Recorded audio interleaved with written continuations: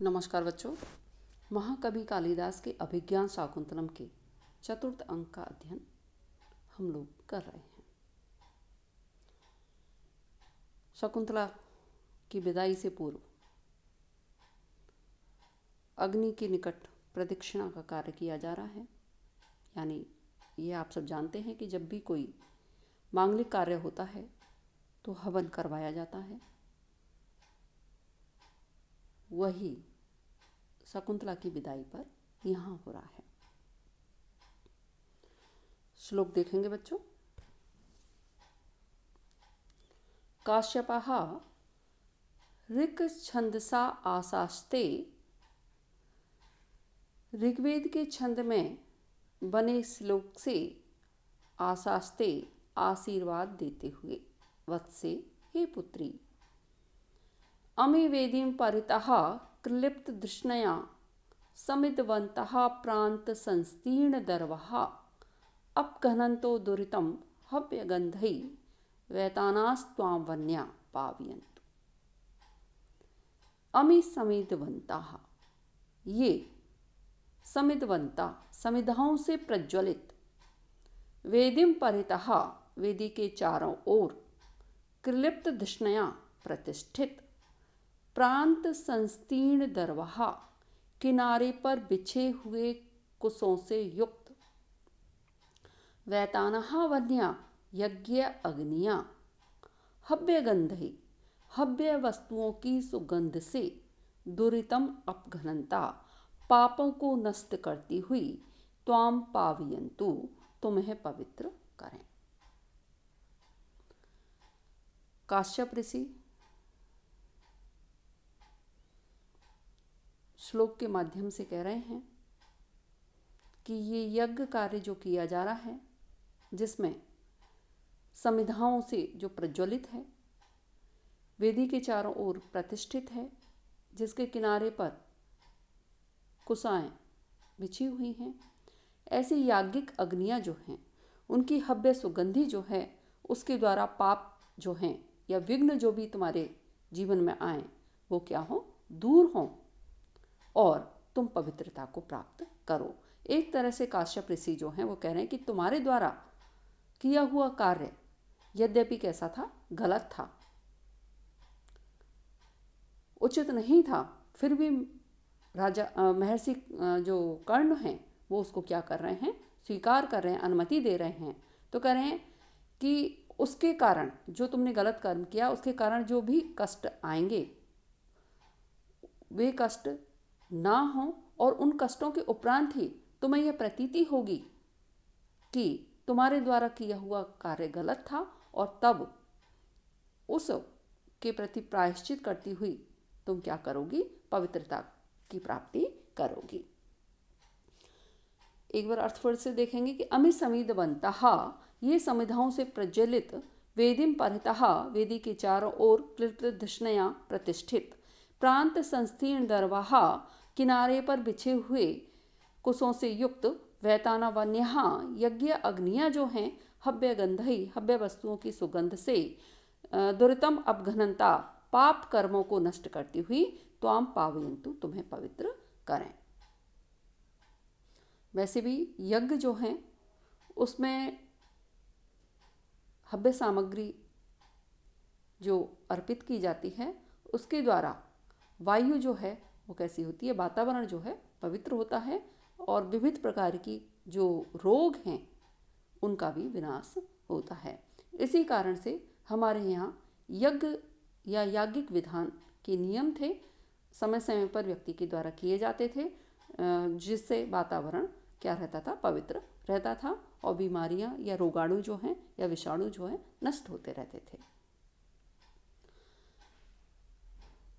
प्रतिष्ठस्व इदानीम, अब तुम प्रस्थान करो, सदृष्टि क्षेपम, इधर उधर दृष्टि डाल करके, क्वेते सारंगराव मिश्रा, सारंगराव आदि कहाँ हैं, प्रविश्य प्रवेश करके, शिष्य भगवान इमे स्मः, भगवान हम ये हैं, काश्यपा भगिन्यास्ते मार्गम आदेश है, अपनी बहन को मार्ग दिखाइए, सारंग रवाहा इत इतो भवति मान्य, आप इधर चलें, सर्वे परिक्रामन्ति, सभी घूमते हैं। टिप्पणियाँ देखेंगे बच्चों। वर, आपका कथन आशीर्वाद नहीं अपितु वर है। आपका कथन अवश्य सत्य होगा, अतः वर ही है। भभूति ने उत्तर रामचरित में कहा है, लौकिकानां हि साधूनां अर्थम वाक् अनुवर्तते, ऋषीणां पुनः अद्यानां वाचम अर्थो अनुधावति। कि जो ऋषिगण हैं उनकी वाणी के पीछे क्या है, कार्य भागते हैं। प्रदक्षिणी कुरुस, प्रदक्षिणा करो, यहाँ पर अभूत तद्भाव में चे प्रत्यय है। ऋक छंदसा, यह अभिनेताओं के लिए निर्देश है कि श्लोक को वैदिक मंत्रों के तुल्य पढ़ें। यह ऋग्वेद के छंद के अनुकरण पर बना हुआ श्लोक है। लौकिक छंदों से यह भिन्न है, अतः यहाँ पर ऐसा निर्देश करना आवश्यक हुआ है। क्लिप्त, क्लिप्तानि दिष्ण्यानि येषां ते बहुब्री समास है, जिनको यथा स्थान स्थापित किया गया है। वेदी में 3 अग्नियों की स्थापना होती है। एक है गार्हपत्य अग्नि, वेदी के पश्चिम हिस्से में, दक्षिण हिस्से में, वेदी के दक्षिण पश्चिम कोने में दक्षिण और आह्वानीय पूर्व के कोने में स्थापित की जाती है। प्रांत संस्तीर्ण, प्रांतेषु संस्तीर्णा दर्वहा, ये सामते बहुब्री समास है, जिनके आसपास कुसा बिछाई हुई है। वैतानहा, यज्ञ संबंधी, वितान यज्ञ को कहा जाता है या वितान यज्ञ का पर्यायवाची है। दुरितम, तेरे पापों को अथवा शाप रूपी विघ्न को, अपघनता नष्ट करती हुई। यहाँ पर विशेषण साभिप्राय है, अतः परिकर अलंकार है। यहाँ पर कालिदास ने वैदिक त्रिष्टुप छंद का प्रयोग करके मंत्र की रचना प्रस्तुत की है। इस छंद में प्रत्येक चरण में 11 वर्ण होते हैं और 4 या 5 वर्ण पर यति होती है। आगे श्लोक देखेंगे बच्चों। भो भो सन्निहितः तपोवन तरवाहा, हे निकट में विद्यमान तपोवन के वृक्षों, पातुम न प्रथमम व्यवस्यति जलम युष्मासु अपीतेषु या, न दत्ते प्रियमंडना अपि भवताम स्नेहेन या पल्लवम, आद्यवाह कुसुम प्रसूति समये यस्या भवति उत्सवः, सेयम याति शकुंतला पतिग्रहम सर्वै अनुज्ञायताम्। क्या कह रहे हैं? युष्मासु अपीतेषु, तुम लोगों के, अपीतेषु जलपान नहीं करने तक या जल सिंचन का कार्य नहीं करने तक, या जो शकुंतला प्रथमम जलम पातुम न व्यवस्यति, पहले जलपान नहीं करती थी। अर्थात शकुंतला जो हैं पहले क्या करती थी, समस्त वृक्ष जो तपोवन था उसके वृक्षों को जल पिलाने का कार्य करती थी। उसके उपरांत ही जल का पान करती थी। जैसे कि अपने घर में जो छोटे होते हैं उनको सब उनकी सारी व्यवस्थाएं करने के उपरांत ही बड़ा व्यक्ति किसी कार्य को करता है, उसी प्रकार से शकुंतला यहाँ पर अपने भाई बहनों की तरह उनके प्रति क्या रखती थी, स्नेह रखती थी, इसलिए सर्वप्रथम वह उनमें जल सिंचन का कार्य करती थी। दूसरा क्या कह रहे हैं, भवताम स्नेहे, तुम लोगों के प्रति स्नेह होने के कारण, प्रिय मंडना अपि, प्रिय आभूषण प्रिय होते हुए भी पल्लवम न आदत्ते, जो कौपले हैं उनको ग्रहण नहीं करती थी। कह रहे हैं कि यद्यपि शकुंतला कैसी थी, पुष्प सज्जा के द्वारा अपने आप को अलंकृत करने वाली थी, उन्हें अलंकार करना प्रिय था पुष्पों के द्वारा या पत्तों के द्वारा, फिर भी तुम्हारे प्रति अनुराग या प्रेम होने के कारण तुम्हारे पत्तों को या कौपलों को वह ग्रहण नहीं करती थी कि तुम्हें कष्ट की प्राप्ति होगी। वह आद्य कुसुम प्रसूति समय यस्या भवति उत्सवः, वह आद्य और तुम्हारे प्रथम, आद्य यानी प्रथम, कुसुम प्रसूति समय जो पुष्प की उत्पत्ति होती थी या पुष्पोद्गम होता था, वह उसके लिए क्या होता था, उत्सवः भवति, उत्सव होता था। जैसे कि बच्चों घर में यदि प्रथम बार पुत्र या पुत्री की उत्पत्ति होती है या किसी बच्चे का जन्म होता है तो क्या होता है, उत्सव का कार्य किया जाता है, मंगल कार्य किए जाते हैं। उसी प्रकार से शकुंतला यहाँ पर समस्त वृक्षों को अपने भाई बहन की तरह व्यवहार करती थी और उनके प्रथम बार जब पुष्प उत्पत्ति होती थी तो वह उत्सव भी मनाया करती थी। सा इयम शकुंतला, इस प्रकार की वह शकुंतला जिसका तुम्हारे प्रति इस प्रकार का अगाध स्नेह था, पतिगृहम याति, अपने पति के घर को जा रही है। सर्वै अनुज्ञायताम, सभी अपनी स्वीकृति प्रदान कीजिए। महर्षि काश्यप जो हैं तपोवन में विद्यमान समस्त निकटस्थ जो वृक्ष हैं उनको संबोधित कर रहे हैं कि जो शकुंतला तुम्हें जलपान किए कराए बिना जल का पान नहीं करती थी, तुम्हारे प्रति अत्यधिक स्नेह होने के कारण अलंकार प्रिय होते हुए भी तुम्हारे पल्लवों को हाथ नहीं लगाती थी या तोड़ती नहीं थी, तुम्हारे प्रथम पुष्प उत्पत्ति के समय जिसके लिए मंगल उत्सव हुआ करता था, ऐसी तुम्हें चाहने वाली शकुंतला जो हैं आज अपने पति के घर को जा रही हैं।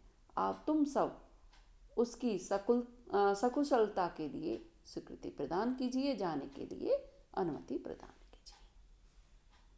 एक बार अर्थ फिर से देखेंगे। युष्मासु अपीतेषु, तुम लोगों के जलपान करने तक या प्रथम जलम ना, जो पहले जलपान नहीं करती थी, या प्रियमंडनापि, जो तुम्हारे प्रति प्रेम होने के कारण प्रियमंडन यानी अलंकार प्रेमी होने पर भी पल्लवम नादत्ते, कौपलों को नहीं तोड़ती थी, वह आद्य कुसुम प्रसूति समय, तुम्हारे प्रथम पुष्प उत्पत्ति के समय जिसके लिए भवती उत्सव हुआ करता था, सा इयम शकुंतला, वह ऐसी शकुंतला जो है पतिगृहम याति, अपने पति के घर को जा रही है। सर्वै अनुज्ञायताम, सभी जो है अपनी स्वीकृति प्रदान कीजिए। प्रकृति के प्रति शकुंतला का जो अपरिमेय अगाध स्नेह है वह श्लोक के माध्यम से प्रकट हो रहा है। टिप्पणियां देखेंगे बच्चों। प्रथम, शकुंतला प्रतिदिन पहले वृक्षों में जल डालती थी और बाद में स्वयं जलपान करती थी। प्रथमम का अभिप्राय है कि दिन में पहली बार वह जलपान तभी करती थी जब वृक्षों को सिंचित कर देती थी। यह अभिप्राय कदापि नहीं है कि प्रत्येक बार जल पीने से पूर्व पेड़ों को सींचती थी। अपीतेषु, जब तक तुम जल नहीं पी लेते तब तक, पा धातु सकर्मक है, अतः कर्तवाच्य में तय प्रत्यय न होने से उपर्युक्त अर्थ नहीं हो सकता। दो प्रकार से यह अर्थ हो सकता है। पीतम, पान, पीना। पीतम अस्ति येषाम ते पीता, स्वार्थ में अर्श आदिभ्यो अच से अच। ना पीता अपीता तेसु, जिन्होंने जल नहीं पिया है, अथवा पीत शब्द पीत जल के लिए गौण प्रयोग मानकर अर्थ होगा जिन्होंने जल नहीं पिया है। प्रियमंडना, प्रियम मंडनम यस्सा बहुब्री समास है जिसको सजावट पसंद है। भवताम स्नेहेन, तुम्हारे प्रति स्नेह के कारण, यहाँ संबंध की विवक्षा में षष्ठी विभक्ति का प्रयोग है। कुसुम, कुसुमानाम प्रसूते समये तत्पुरुष समास है। फूलों के निकलने के समय, उत्सवः, उस समय यह उत्सव मनाती थी। इस श्लोक में वृक्षों में भ्रातृ व्यवहार के कारण, आरोप के कारण समासोक्ति है। पत्तों को न तोड़ने में स्नेह कारण है, अतः काव्यलिंग अलंकार है। शेष अगले व्याख्यान में। तब तक के लिए बच्चों धन्यवाद।